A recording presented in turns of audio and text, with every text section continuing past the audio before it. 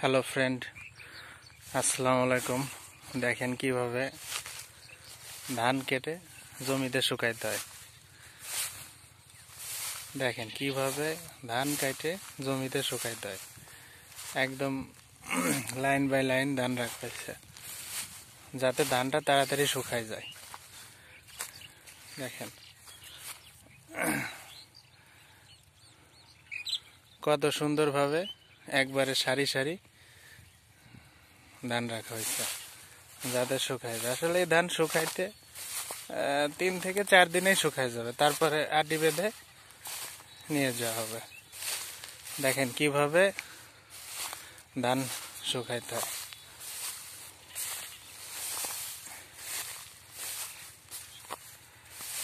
দেখছেন কত সুন্দর করে রাখা আছে।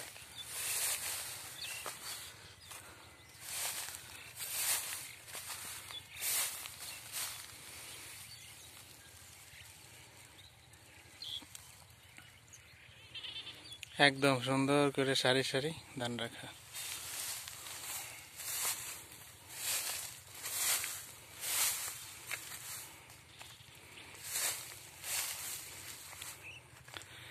দেখেন কত সুন্দর করে সারি সারি ভাবে ধান রাখা।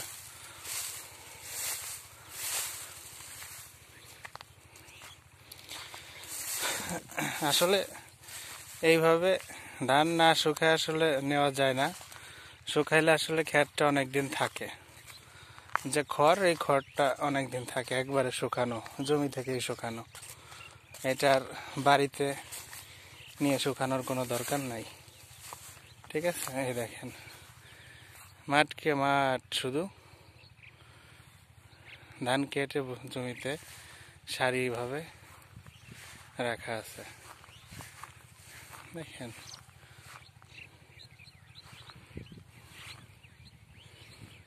কত সুন্দরভাবে রাখা আছে।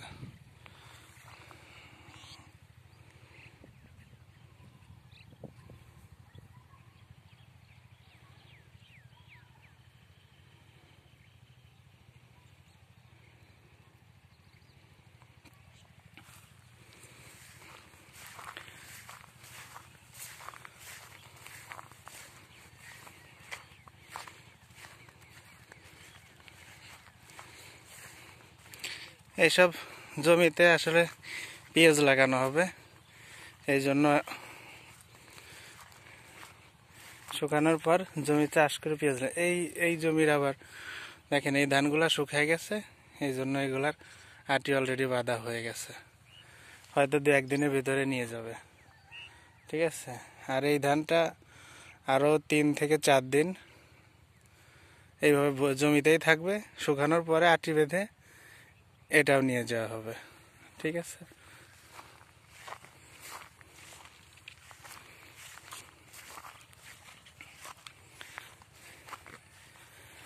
আর এইটা হলো একটু নামিতে লাগানো, এই জন্য এটা এখনো ঠিক মানে পুরোপুরি পাইকে সারে নাই, এই জন্য এটা আর কি কাটা হয় নাই।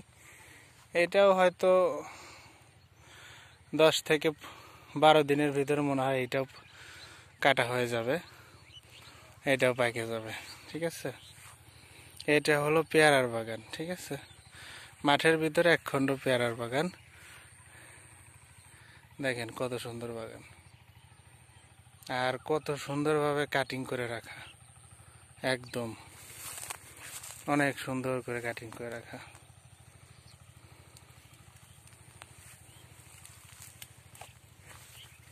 এইখান থেকেও অনেক, প্রতি বছর অনেক পেয়ারা বিক্রি করে।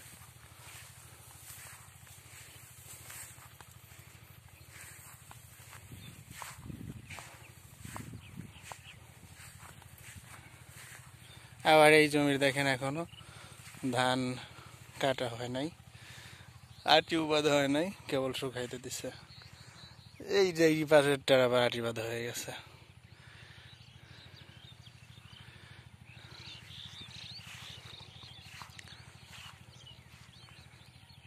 নতুন নতুন ভিডিও পেতে চ্যানেলটি সাবস্ক্রাইব করে সাথে থাকুন।